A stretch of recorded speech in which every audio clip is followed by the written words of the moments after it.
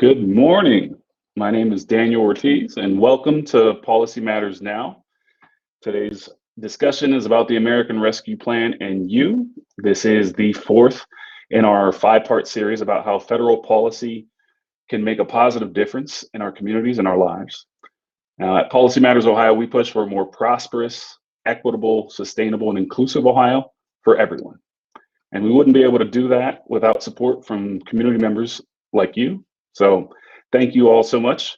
And thank you for joining us today. You may be joining us on Facebook, on YouTube or Twitter, whichever platform you're on. Please sign up for our newsletter and like, follow, and subscribe to get updates. So today's conversation, we'll talk about the American Rescue Plan and the People's Budget. And we are joined by an awesome panel of experts. We'll be joined today, as you can see, by Tammy Lunin, the Caring Economy Organizing Director at Ohio Organizing Collaborative, Wendy Patton, Senior Project Director at Policy Matters Ohio, Taylor Pennington, Community Organizer and Activist from Lima, Ohio at Ohio Organizing Collaborative, and Will Petrick, Budget Researcher at Policy Matters Ohio. Now, today is an exciting day for many reasons. It's sunny and not too hot here in Northeast Ohio.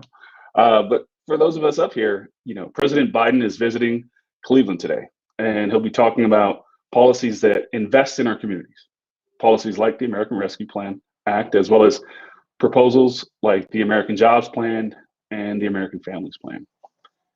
And it's important that we grow the conversation on what these policies could mean for communities like ours. But before we dive in today, I'd also just like to share a little bit of background on why we're doing this live stream series. In addition to providing great information, with today's conversation, you can also access prior sessions either on the platform that you're watching this on, or I think we'll put a link to an archive of the previous sessions in the chat. The initial goal behind this series was really to grow this conversation and reach people who were unaware of the details of the American Rescue Plan. We set this goal because at its core, your voice matters. And we think it's important that big policy proposals come with transparency and equitable engagement to all of our communities. And because we need a just recovery that centers all of us. Now, the $1.9 trillion in the American Rescue Plan is an opportunity for just that. And Ohio will be getting a lot of resources. We'll get $12 billion. Our state government will get approximately $5.4 billion, and another $6.6 billion is going to cities and counties. And that's exciting. And I think, many of us know that's a large amount of money. There are people who want to build resentment toward our government right now and distract us from seeing the opportunities that we have, especially when investments like that are not squarely focused on taking care of a well-connected and wealthy few. And they try to keep us divided across lines of race, class, and geography. And now they're trying to wage a culture war to distract us and keep us off our toes. And these folks hope that you and your neighbor fail to see that we can all thrive when we invest in all of us, no exceptions, all of our communities. We hope that you as viewers today and talking with folks in your community see the role that advocacy plays in how resources are distributed and how we set priorities in the state budget. Government can play a positive role in people's lives. We firmly believe that. But government cannot do that alone. And it's important to understand that we all have a role to play here. So please do help us grow this conversation. Talk to your neighbors, and together we can connect the dots.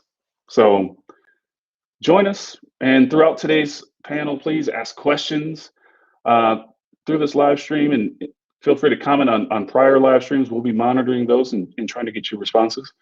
But for today's conversation, we may be responding to you directly in a direct response or a comment on the chat. We also hope to have some time at the end of the conversation with our awesome panel to allow for folks to respond to some of your questions.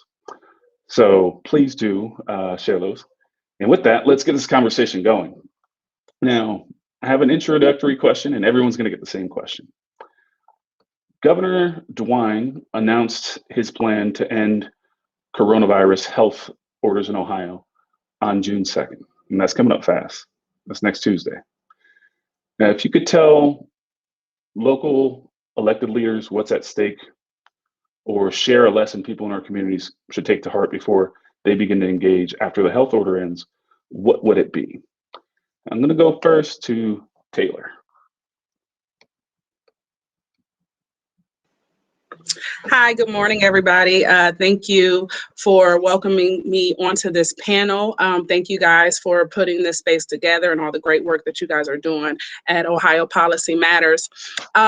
So first, I would like to address the elected officials and what they can do here in Lima, Ohio, to make sure that we are keeping the community safe as we reopen and get to some form of normalcy, whatever that looks like. There is still a large number of people, especially within low-income communities, Black, Brown, and Indigenous folks in Lima who have not been vaccinated. There needs to be a large investment put into those community areas to make sure that there's testing, and to also make sure that the vaccinations are accessible to people who may not be mobile and may not be able to get to facilities to have testing and have their vaccinations done. There also needs to be follow-ups to make sure people are continuing to have access to even get their follow-up shots and that sort of thing. I've seen a lot of pop-up shops, which are, I believe, great ideas. However, some of those people aren't able to follow up to get their next dose. So those things need to be addressed. What I would like to say to citizens as we reopen, kind of a lesson, speaking to a humanity space, is I think the pandemic really showed people our innate strength, what is in all of us to really survive. I think that we have shown innovation and creativity in an amazing way amongst ourselves. So as Ohio reopens, I would just like to encourage people to continue some of those innovative ways of socializing. I know I speak for many people who are just completely burned out on Zoom. I get it. However, again, as I spoke to earlier, there's still a large number of people who have not been vaccinated. There's still a large number of people who are at risk, children and elderly people. So as my grandmother would say, common sense is free. Just use your good judgment as you are going out into these spaces, especially large social spaces, to make sure everybody's safe, continue to social distance, and continue that good hand hygiene that everybody put an emphasis on that should have been done prior to COVID. So just some of those things to keep in mind. Awesome. Thank you so much, Taylor. And I love that. I think thinking about the wisdom from a grandmother, I'm hearing that voice right now loud and clear. So thank you for that. Also, I want to shout out, I think it's Nichelle Daniels, who's engaging with us in the chat. So thank you so much. Please continue to tag people. Also, please feel free to ask questions. But next up, same question going to Tammy. So again, with things opening back up, and again, I actually misspoke, not next Tuesday, next Wednesday is June 2nd. What would be the thing you would tell local elected leaders, or the type of lessons that, you know, our community should take to heart? Tammy. Thank you so much for this opportunity, Daniel. You know, as we transition back to life without restrictions, I believe it's important to remember that families are still rebounding, and they still need support to remain stable. Most families don't operate with a safety net. We should be supporting families as well as the workforce behind the workforce, which is so essential to recovery. Childcare. And over the past few months, you know, I've talked to providers across the state of Ohio, and a lot of their stories are similar. Childcare providers are struggling to stay afloat with lower enrollment rates and less women in the workforce in Ohio. You know, I've talked to, you know, one provider in particular that shared a story around how, you know, she had to take herself off the payroll in order to keep her teachers in her center during the pandemic. So she had to take herself off the payroll and, you know, essentially apply for unemployment. So we want to make sure that people, you know, people have the resources, they have the funding that they need to keep childcare stable as well as to keep families stable. I think that's something that we need to continue to remember, that although we're going to be transitioning out of the restrictions, people are still recovering. And we haven't gotten there yet. So today, I would just want to call on, you know, the elected officials in Ohio to continue to support families with all of the different resources, including, you know, SNAP benefits, Medicaid. We want to make sure that folks are able to recover in a way that's equitable, in a way that, you know, is helpful to families and keeps families together. Thank you so much for that. That was so on point. I agree with you 100%. Great advice. Now, same question for you, Wendy. Oh, you're on mute. Okay, thank you, Daniel. And I'd say our first two panelists have, I echo their sentiments. Taylor said, get the health care to those who still need it. Make sure that you have vaccinations and contact tracing and testing for people who have not been vaccinated. This virus is not over. It's less than half of us are vaccinated. Children are not vaccinated. We have a way to go before we're out of the woods. What Tamara said about supporting people who still struggle, especially essential workers, this virus is not done with us. The pandemic and the recession are not over. And as much as, you know, the good news, I think politicians always want to have good news, but the fact of it is they have to keep working, as our panelists have said. I would encourage local officials to strengthen their public health systems. Ohio ranks, I think it's second lowest amongst all the states in state funding for public health, and as a result, because many of our local communities have struggled for funding themselves with low property values and low incomes, we have very weak public health functions in many communities in many counties. Luckily, the American Recovery Act funds that we're talking about today, the rescue funds, will help them do this.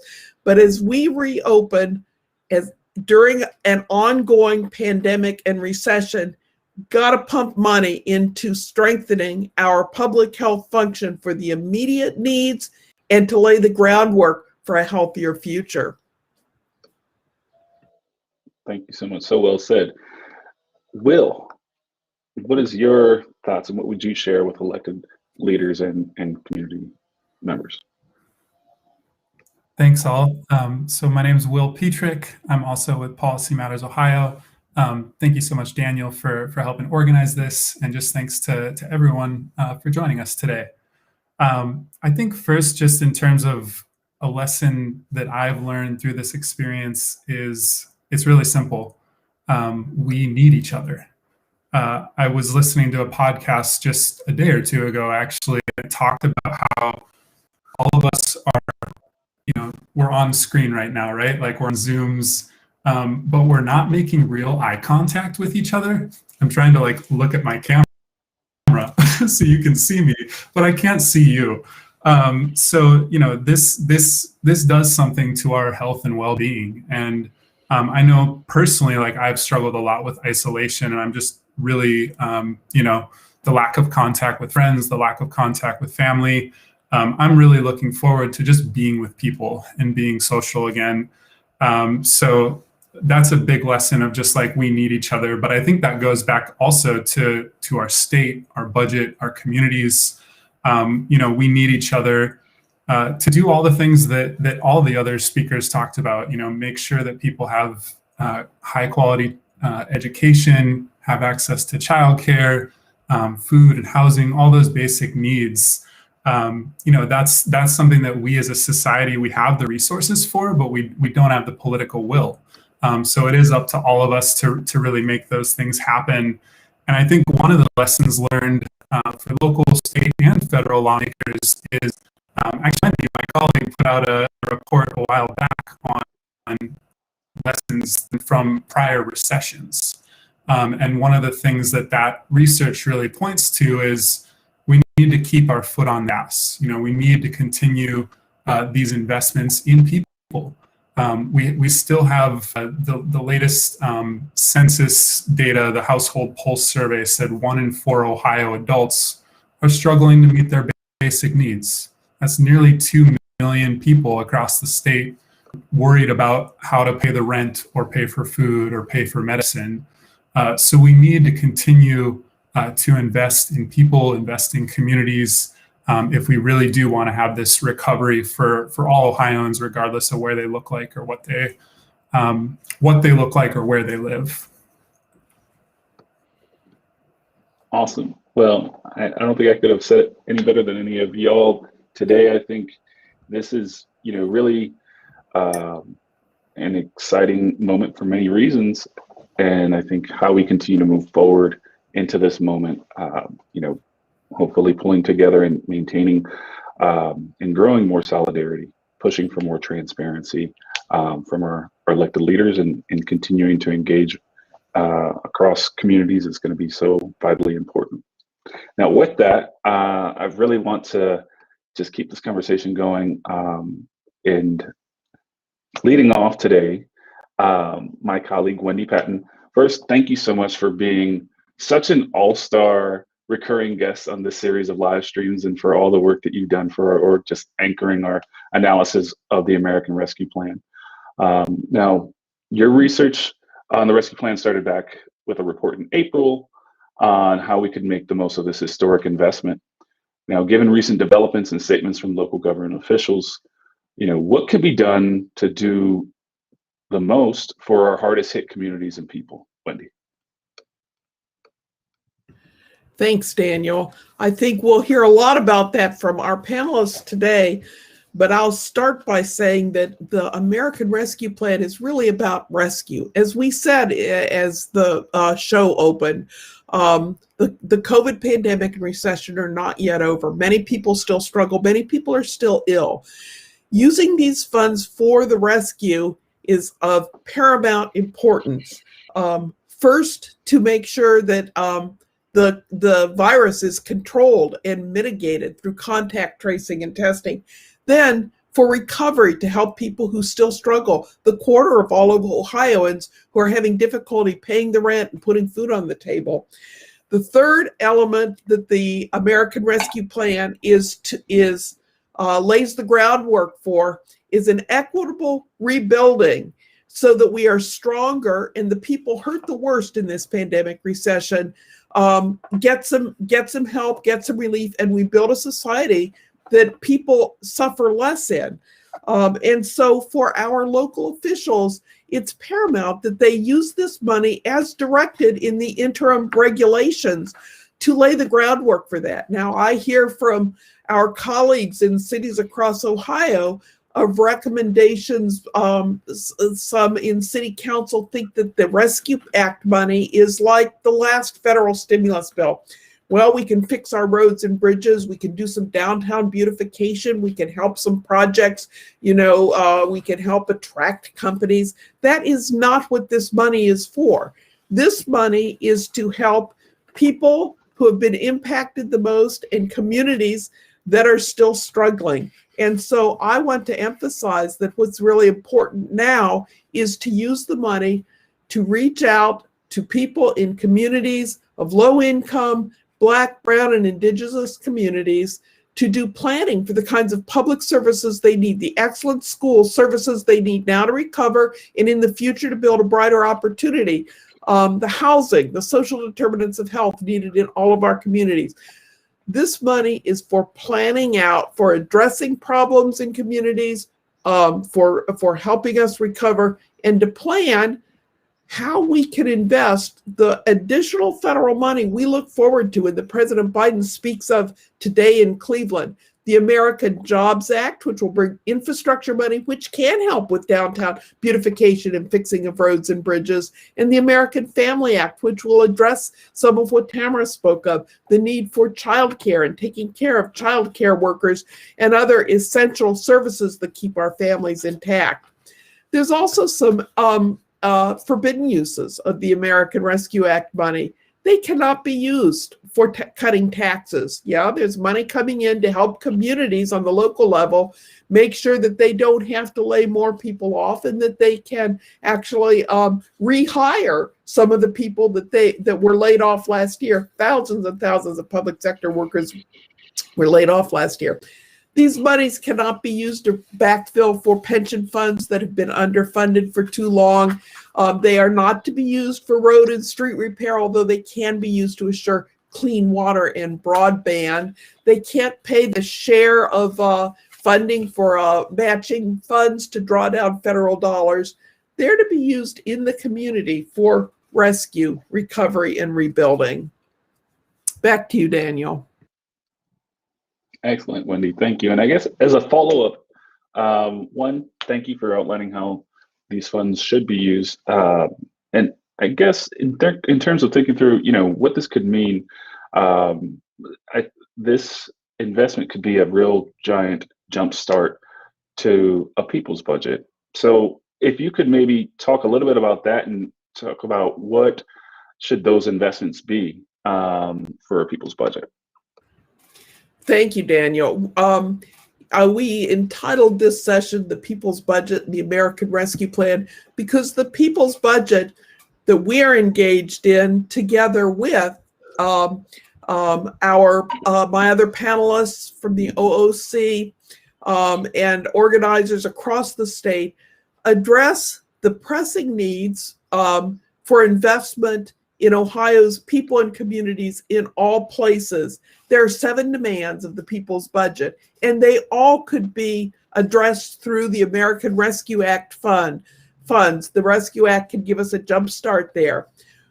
We demand in our people's budget a quality education for all students, an excellent public school in every zip code with professional educators and cutting edge technology. Ohio has the resources to do that and must do it. Our educational system has been funded unconstitutionally for 24 years. We need to turn that around in this state budget, and the American Rescue Act plans can help us build better. We demand safe communities in all communities with an end to policies based on mass incarceration, racial discrimination. New forms of ensuring public safety and health in communities are desperately needed, and that's the second demand of the people's budget. These monies, the interim regulations on the American Rescue Act funds specifically say that these funds can help people who suffer from domestic violence. It can help with mitigate community violence and improve safeties in our community. We demand dignity for all people. No one should go without food or shelter or basic needs. The state of Ohio has funds to do that. The American Rescue Act funds are designed to ensure dignity for all people as we recover from the pandemic and the recession. We demand stability for families. And we all live and work in a turbulent economy. Plants close, pink slips fly. Our source of livelihood is all too fragile for the needs of our families. The American Rescue Plan has done a great deal to provide for families and to help with stability, with stimulus checks and enhanced unemployment compensation. To our great concern, we see Governor DeWine ending some of the supplemental unemployment compensation far before people's needs end. But one of our demands is that stability through excellent administration of the unemployment system be upheld and strengthened. Many people waited far too long to get their unemployment insurance checks when jobs were lost in this pandemic. That needs to be fixed. The state needs to fix it. The American Rescue Act money can be spent on information technology to correct the system now and to build it better for the future. All right, so our fifth demand is better care for the caregivers. We depend on child care workers to take care of our kids during the day. We depend on home health care workers. We depend on many workers who are funded by the government but are paid poverty wages. We want to see a living wage and good benefits for all of our caregivers that are essential to our families and to our economy. Our sixth demand is a healthcare system that we can depend on. Health is the first wealth for any human being. We have the state of Ohio expanded Medicaid, so the poor working people get health care coverage now. Legislators have continually chipped away and tried to put up barriers to that. So we demand an unfettered and available excellent health care system for all people in Ohio. And finally, the seventh demand is, how do we fund this? We need to fund it fairly, and we need to fund it sufficiently so that we can have good schools, safe communities, dignity for all people, stability for our families, caregivers who earn a living wage, and a dependable health care system for all of us. So a fair and sufficient tax system is critically important. The American Rescue Act money is one-time money. It can jumpstart our people's budget. In the long run, we need a state tax system that will sustain it. Back to you, Daniel. Perfect. Thank you so much, Wendy. And, I would just point out for folks interested in learning more about the People's Budget, we shared some links in the chat/comments that you can go and engage with that document more, and also with the campaign that is growing in support of it. Now, switching gears a bit, I want to invite Tammy to answer a few questions. Tammy, thank you for joining us first off. And, so much of your awesome organizing work, really does focus in on, one of the key planks here, looking at care for caregivers. And these folks are essential workers. Guidance from the American Rescue Plan says lawmakers can invest to make sure that we provide premium pay for essential workers in our care economy. Could you share why that is so important? Sure, Daniel. As we think about restarting our economy, post-pandemic, we know that high quality childcare is essential, especially for our early learners. Childcare is a critical infrastructure for our economy, and it helps parents stay in the workforce. We can't begin to restart our economy until we address the childcare crisis that's currently happening, especially here in Ohio. Currently, the average hourly wage for childcare workers is about $10.65.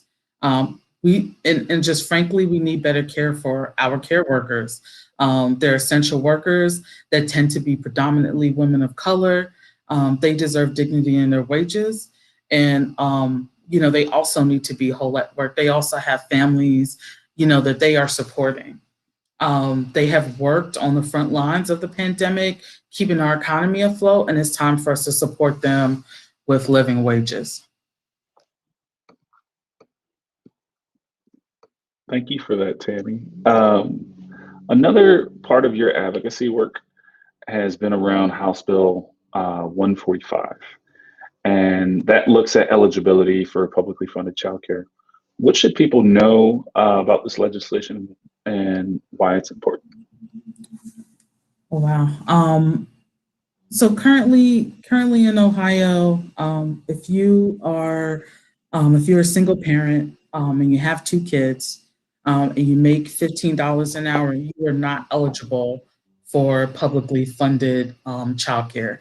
In Cincinnati, we call them daycare vouchers, but you're not eligible. And so just think about, what folks can really do with $15 an hour, how they can sustain a family.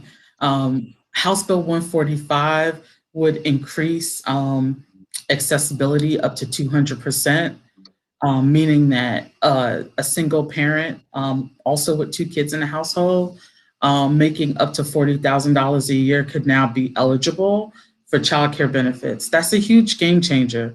That really helps families, especially people and women impacted by the cliff effect. That provides stability to families, that would help us restart our economy, as well as provide stability to a lot of childcare providers that are definitely showing lower enrollment rates since the pandemic. We've seen that across Ohio. So many childcare facilities have had to close due to low enrollment rates and not being able to sustain, right? So this is a huge, this particular legislation is huge for both parents as well as for childcare providers. It helps to provide some much needed stability. And this is the time to do it. It's been fun, the money is there to do it from the ARP. And so, we need to make sure that these industries recover, and this is the time to stand up and speak out on these particular issues in this legislation. Awesome. Thank you so much. I hear you, and I think especially that point around what brings our communities and our families, working families, stability is so real. I hear in so many conversations with folks that there's just so much uncertainty still. So that's vital. Next up, Taylor. Also, again, thank you again for joining us. In your work, you talk a lot about the Fair School Funding Plan. If you could share what that plan would do for a city like your hometown of Lima, and more broadly for Ohio. Awesome. So the Fair School Funding Plan, what that does is ultimately and simply put, is it fully and fairly funds the school districts. The most disadvantaged school districts, which are the inner city school districts, they will benefit the most because they are the most disadvantaged. What the school funding plan does is it allows the school districts to rely less on the property taxes, and the state will pay their fair share of the portion of education. When school districts are relying on property taxes, it just innately puts lower income areas at a disadvantage. I mean, that's just simply put, that's just numbers, it's common sense. And what you see in these inner city school districts is you see a higher rate of children dropping out of school. And so to speak specifically to Lima, you see a higher rate of children dropping out of school and not graduating. You see a higher poverty rate in Lima. You see, I work very closely with families directly impacted by the criminal legal system. I work very closely with teachers, and there are a large number of teachers here in Lima who take on second jobs just to fund their classroom necessities, right? That time that they have to spend not in the classroom, worried about their bills, those are vital times that they could be spending in one-on-one sessions with students. There's a lot of different elements in Lima where children are lacking. And as I hear elected officials speak, we just came off of a primary for our mayoral race. Everybody's initiatives are always revolving around children, putting our kids first. How do we pour more into our children? Well, for me, the Fair School Funding Plan is where it starts. If we can look at adequately funding our schools as a way to prevent crime and poverty and that type of thing, that will largely decrease the number of children that you see going into the criminal legal system. We also live in a city that has no community pool, no shopping center. Our only shopping center that we have is closing this summer. There is very limited amount of houses here in Lima. So I'm kind of getting into some other elements outside of school, but understanding that pouring more money into the school districts will create more jobs, right? Because it creates more guidance counselors, it creates more athletic teachers, it creates more jobs, and it creates an opportunity for children to actually thrive. I spoke with a teacher recently, and I just asked, what does a fully and funded school look like to you? And he said, not having to cut our gifted program. You know, this is a school that had to cut their gifted program, which, you know, how important is it to acknowledge children for their accomplishments, you know, and different things like that. I've also worked very closely with the mental health specialist who has acknowledged the need to address PTSD very early in children at school. They won't implement a program because they don't have the funding. So a lot of these different things directly affect the children going into and coming out of our school system. So I want to share a story with you guys about some of the things that I've seen. There is a young man who was in the 11th grade, and he was asked to read in front of the classroom. This young man in 11th grade, he was only reading at a 6th grade level.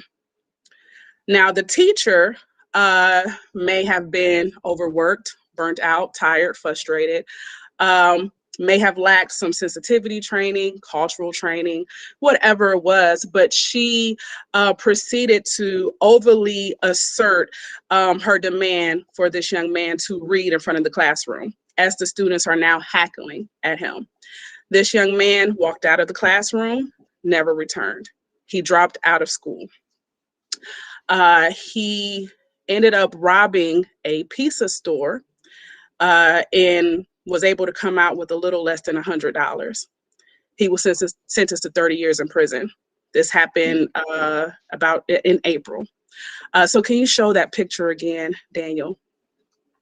Sure. This young man was 17 years old. He is now 18 years old, and he is going to be spending the next 30 years in prison. I am 32 years old. I will have to live 2 lifetimes to ignore what he is now sentenced to in prison. So I share this story, right, because there's so many different ways that the school system and institution could have intervened. Where are the guidance counselors in the schools? We don't have them in Lima City schools. Where are the one-on-one opportunities for teachers to have with these students? There are none, because our teachers are having to focus on being able to fund their classrooms. So there are so many different things that this Fair School Funding Plan will benefit, and I just speak directly to that situation because it's one that's very close to my heart.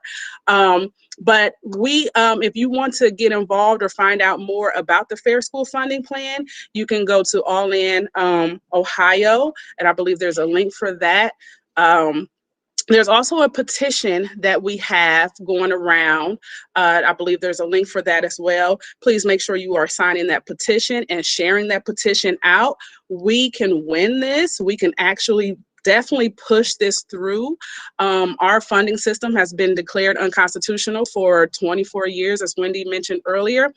Too long. And if we really want to give our children a chance and see Ohio progress, we have to start with our children. Like, I cannot stress enough how important passing this plan is.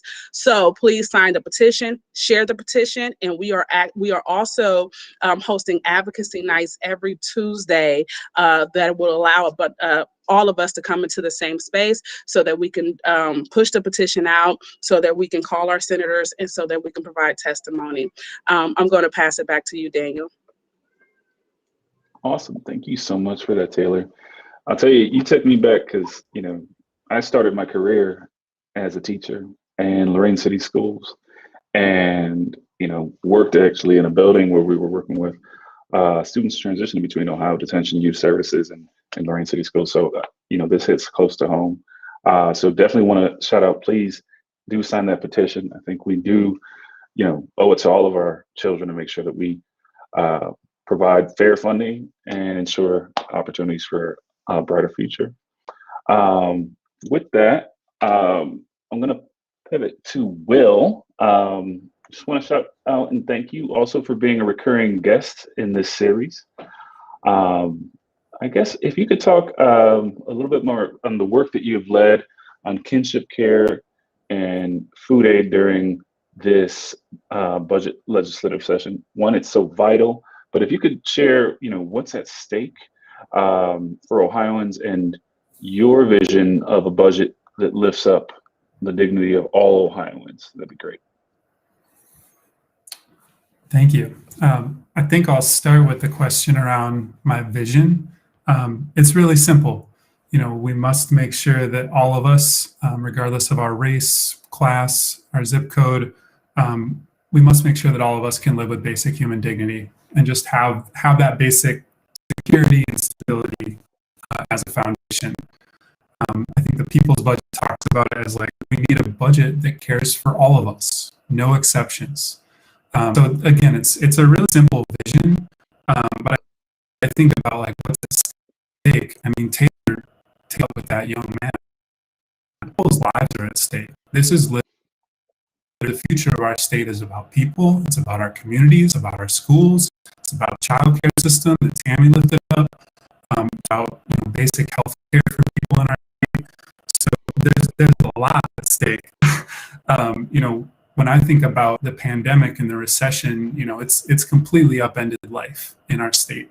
The Ohio Department of Job and Family Services put out statistics on the number of unemployment claims that have been made since the beginning of the recession.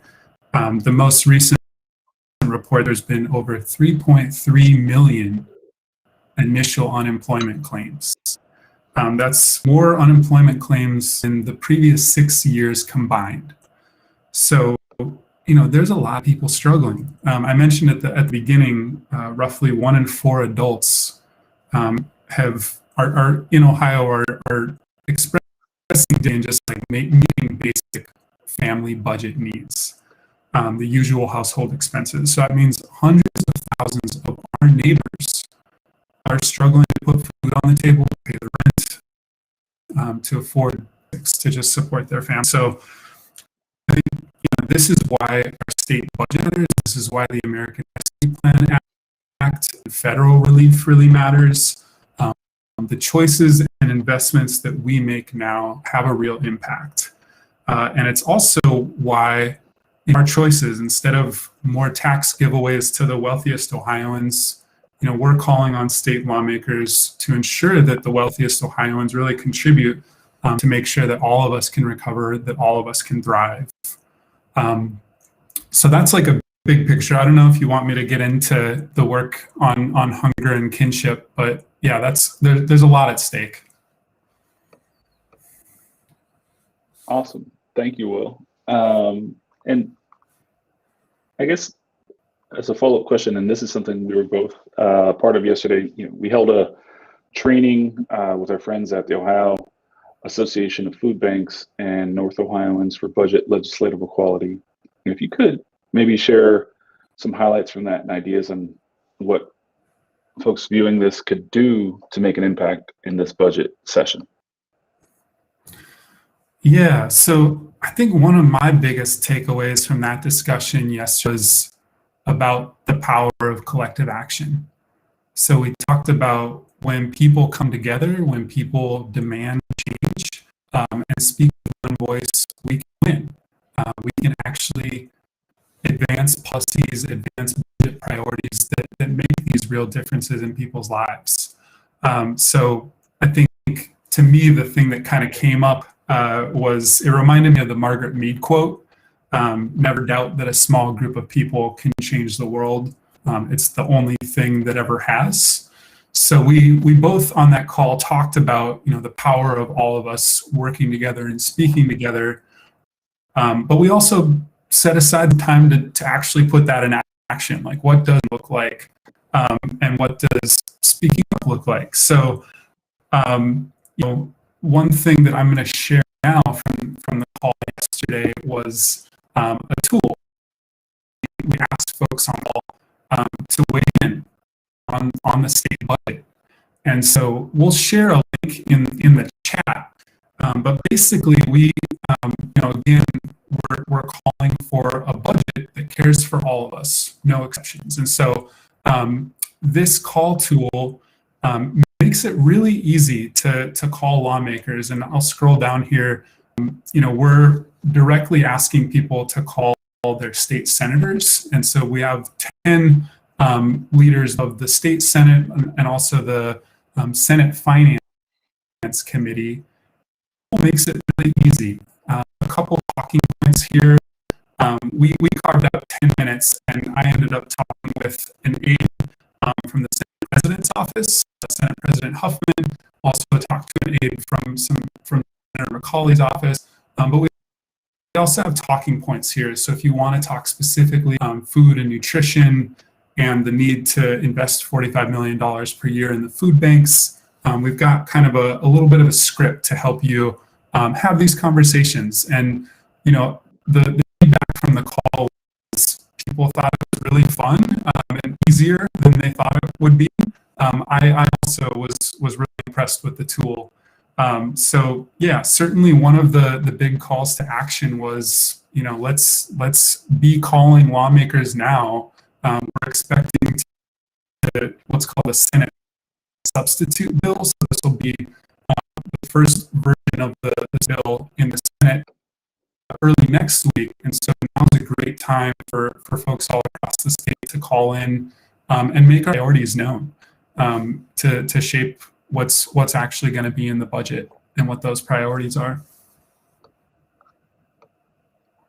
Fantastic. Thank you so much for that, Will.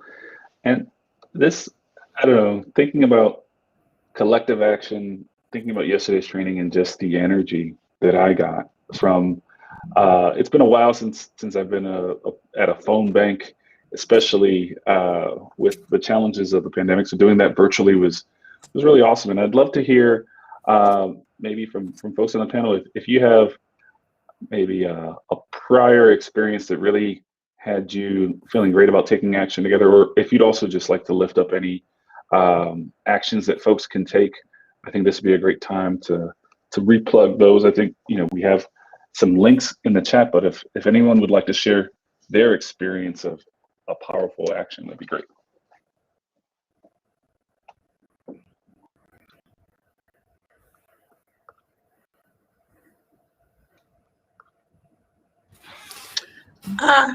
I'm sorry, I'll go. Go for it. Okay. So, and I'm gonna go back till Selma. I'm gonna go back because as a organizer, whenever I am feeling maybe a little discouraged or just kind of looking for some type of respark, I literally do go back to that organizing that took place in Selma during the civil rights movement, when Martin Luther King and all the other grassroots organizations, they were organizing around making sure that Black people they already had the right to vote. However, there were different systems set in place that were still allowing them to not be able to register to vote. And they organized and they had a lot of different strategies. Media was one, different other techniques was one. But I always go back to that movie. So I just kind of want to go back to that and lift that time in history up as a powerful encouragement for me whenever I do feel a little discouraged around advocacy. But it does work. There's so many other different times and testimony I can have. What took place in Cincinnati this past election, turning the city from red to blue, you know what I mean? Mm-hmm. Turning over those judges' seats and all of those things. It was just truly amazing and encouraging and empowering to see what organizing, what advocacy, what dedication, and what really putting your feet to the pavement really means. I got a new idea of what power of the people really means during that time in Cincinnati. So again, I do want to plug our every Tuesday night advocacy trainings. We are holding those for the next 3 weeks, really pressuring the Senate to pass the Fair School Funding formula. Like I said earlier, this is something that we absolutely can do. We just need the people, we need the numbers, and we need the dedication to our children. So that advocacy, and there's a link, if you guys have the link, to drop the link to register for that, and also the petition as well. Awesome. Thank you so much for that, Taylor. And you just made me think of, especially with that historical frame and understanding, I've been loving reading the graphic novel series with my daughter, March, that was authored by, the late, great Congressman John Lewis, icon in civil rights movement and inspiration for me. But I think recently, in terms of having marches and having rallies, we were, I do work with Northeast Ohio's Worker Center, and we were part of a May Day rally and march just this past May 1st. And I think, that gives me goosebumps getting back into the community, doing things again in a safe, social distance way, and ways in which we can, lift up our collective voice and get into some good trouble.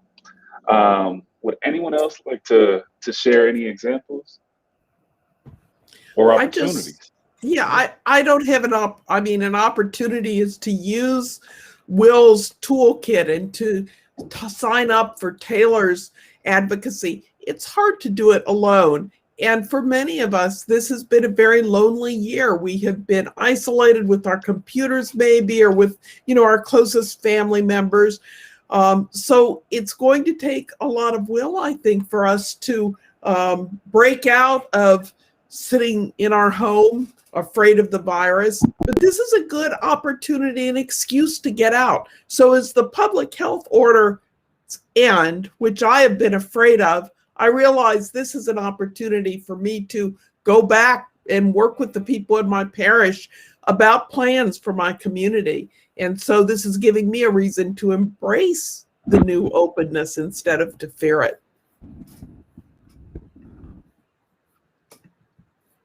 Fantastic. Thank you so much for that, Wendy. One other upcoming day, and I'm not sure if I don't know that we have a link yet, but there will be another direct action training that will be similar to the one that Will and I helped with yesterday on our Dignity for All coalition. That'll be coming up June 21st. Will, did you have anything you wanted to add on that? Yeah, just, we're going to be following the budget closely. As I mentioned, the substitute bill, the Senate substitute bill is coming out this early next week. We've heard that it'll be passed out of the full Ohio Senate the following week on June 10th. And by law, the governor has to sign the budget into law by the end of June, so June 30th. So before it goes to the governor, it goes to what's called the conference committee. So there's 3 lawmakers in the House, 3 lawmakers in the Senate that kind of come together to hash out the differences between the version and the Senate budget version. And so partly on June 21st, it's an opportunity to, again, speak with one voice as members of the conference committee, but also if there are provisions that could be harmful for people in our communities, we'll also want to call to veto potentially certain provisions. So again, that's going to be June 21st at 1 o'clock. We don't have the link at this moment, but we'll share it to the different chat threads later on today. So certainly invite to join us for that. Oh, and I also wanted to acknowledge the call to action for the phone call tool. We worked really closely with the Ohio Association of Food Banks on that. So want to thank the food banks for all their work to help put that tool together. Awesome. Thank you, Will. Any other tools or calls to action folks want to share or lift up?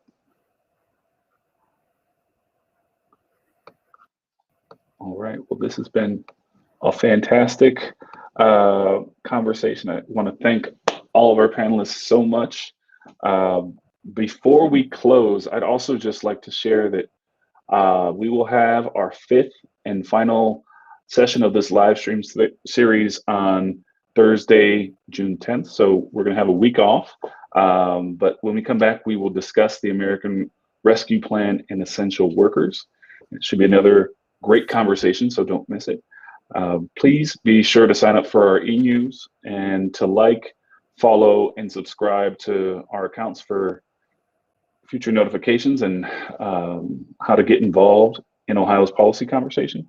And again, just thank you so much for watching Policy Matters Now. And remember, your voice matters. Thanks. Have a great day.